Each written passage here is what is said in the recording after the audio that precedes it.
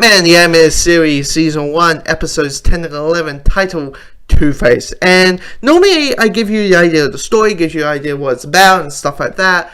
But it's pretty much just the origin story of Two-Face. But I like this version of the origin story of Two-Face. Because normally when you tell the origin story of Two-Face, it is just his normal goody good shoes. Harvey Dent gets acid chucked in his face, burns half his face, and he is robbing banks and flipping a coin and all that kind of jazz. With this, we're doing with mature subject matter. We are dealing with split personality disorder. I love how at the beginning of the story, we're seeing Harvey Dent running away from his other persona, the angry side of him. Because when he was a child, he punts another kid to the point he felt guilty and he holds his anger forever, and to the point he is suffering the consequences because of that, because he's getting this other personality, the angry side of him that will later be like the blue side, the angry side of Two-Face. And it's just really good, like how Big Bad Harv is handled, and I just like the idea, like it is another definition of like adult cartoons that are family friendly.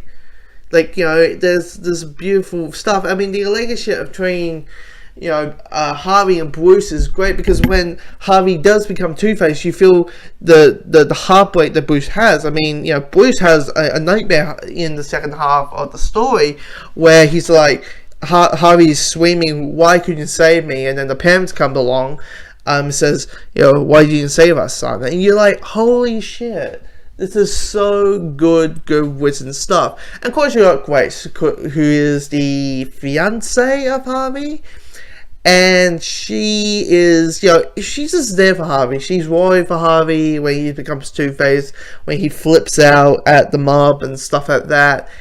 It's just this witch and wizard and stuff. Now, of course, we got Thorn.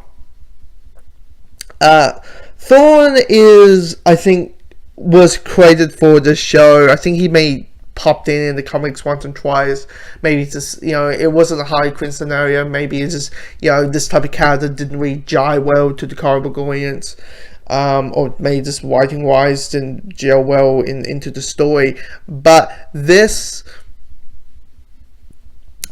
he's just the, digging through the dirt, and he's like the car mobster guy who's like, well, me as a citizen, I should have handed this to the press. Like, he's that kind of guy who will smile while blackmailing you. And he's actually a really good villain if you want to have your mobster guys. And it's pretty obviously they didn't want to do Falcone, so they just created their own, which is kind of interesting, because if you knew Falcone was going to be in the show, you knew it would be Falcone who's like, we need to handle, we needed to handle him into the press, and him trying to dig dirt and stuff like that. The music's great.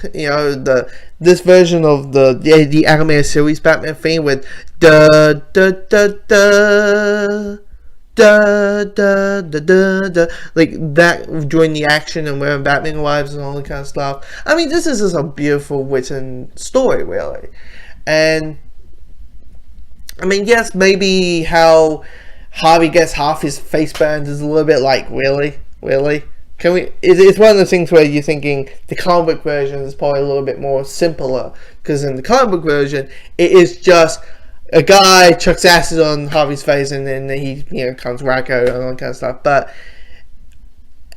when I would say when that lightning strikes and at the end of the first half, it's you see a good man who see a character who's a good man who is now gone, and it's heartbreaking just because he showed up in a couple of other episodes. He showed up in On Level Wings, the very first episode. He showed up in Pretty Poison when Poison Ivy tried to kill him by poisoning him. This is just good.